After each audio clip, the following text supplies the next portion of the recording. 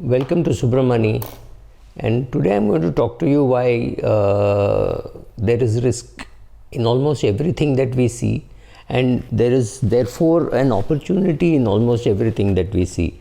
So, if you are a journalist or a trained journalist, then there is a chance that you are forced to look at the negative side of life because you are told that only the negative side is important for you. The positive side, the person whom you are writing about will anyway tell you, right? So typically journalists tell you that negativism is what we have to write because positive is just PR, that the public relation agencies do, we don't need to do. So at any point in time, they can see all the risk and they can see why everything will go wrong. So in March 2020, just go back and see the archives and you will see almost all the journalists saying why that's it, we will lose people in lakhs and millions and therefore you should be out of the markets. Remember one thing, negative news attracts attention, negative news is easier to write and negative news makes you look smart. So they'll tell you, wow, this is amazing. So move into cash. Move into cash is an advice which journalists can give you 100% of the times. Go back to breakup of Russia, breakup of Europe, right? Come to more recent times, the COVID, how Indians will die by lakhs and crores. Right, there's always something negative happening and they will say, oh, this government has not handled it well, right? Criticizing the government is very easy to do, but as an investor you have to make money, right? For you it's an opportunity. The market is an amazing place for price discovery. At 100 rupees a share is worth buying with so much of risk. At 90 rupees it is more attractive to buy, maybe the risk is reduced.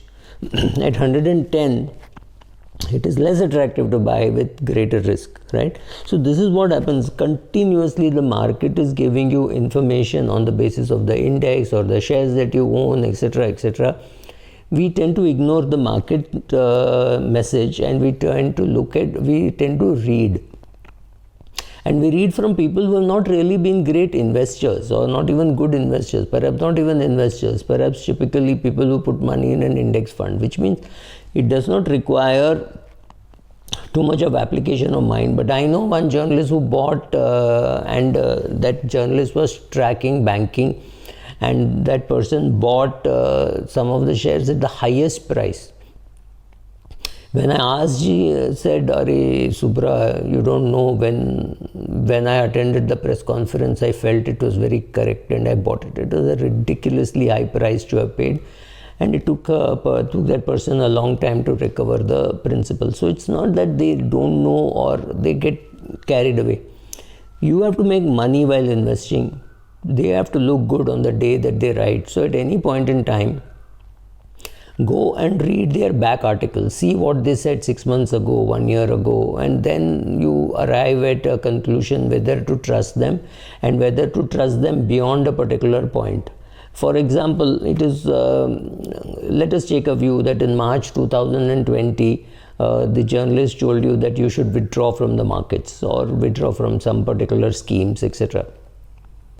And you did not withdraw, right? So, but you made money, right? Or you withdrew and therefore you lost an opportunity simply because you just withdrew, you did not reinvest. So you were told this fund house is bad, you should withdraw. So you withdrew, you sat in cash, you did not reinvest because you thought, oh, markets will come down because of COVID. Market didn't come down, market went up.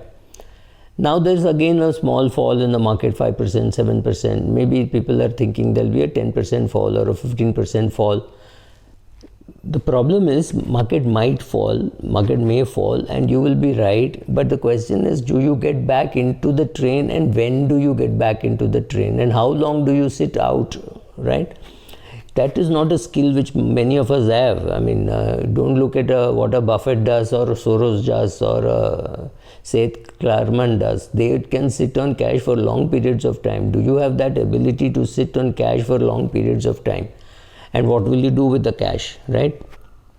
So check what you can do and understand one thing. there is risk in the market, and therefore it is an opportunity for you. These are typical people who will tell you while getting into a plane, look, there will be a lot of turbulence. Of course there will be turbulence. Every flight may not be smooth. Some flights are smooth, some flights have turbulence. The question to ask is, will the plane crash? And if you ask a journalist, the question is, every day every plane is about to crash. The question is, do you want to have that view, or do you want to travel? If you want to travel, you have to say, yeah, I know there will be turbulence, but I know it will also reach the other end, right? But they could always write an article saying why this company is not spending enough money on maintenance due to COVID or whatever reasons, and scare you so much that you will not even get into the flight.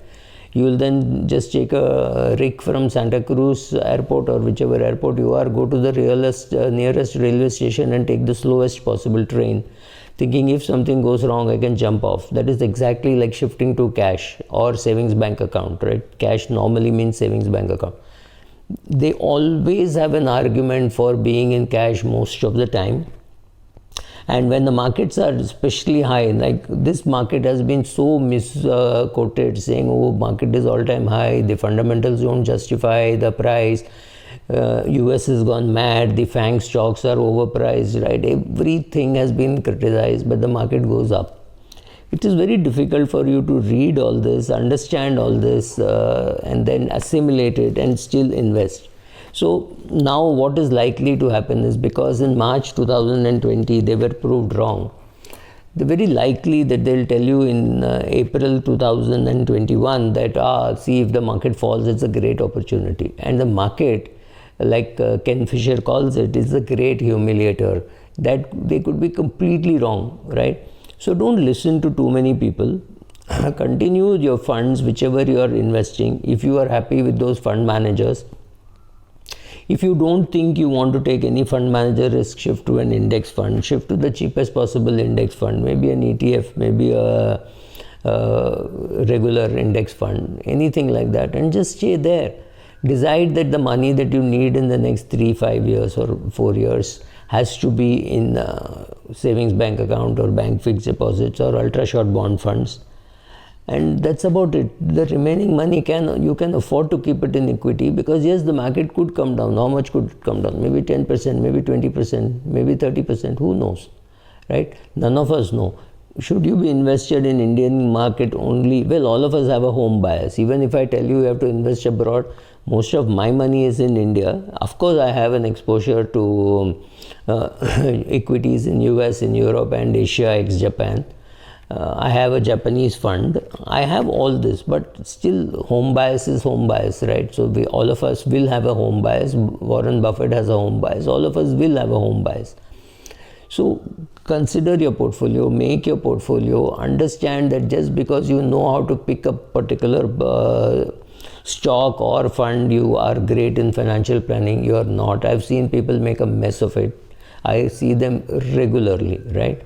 So the question is, find out what is suitable for you, whose advice you should seek, how much fees is to be paid, and on the basis of all this, go and create your portfolio with or without the help of an advisor. Some people need an advisor, some people do not need an advisor. I love to use an advisor, so I use one. You may not need one, so go ahead, don't use an advisor, but please manage your money sensibly. Don't get carried away by people asking you to shift to cash. Don't get carried away by people telling you the market is about to crash, or by people who are going to tell you that it will double in 3 years. Both may be wrong, both may be right. Market could crash and then double from there. So be careful whom you read, what you read, how you interpret and how you invest, and the two need not be connected. Thank you.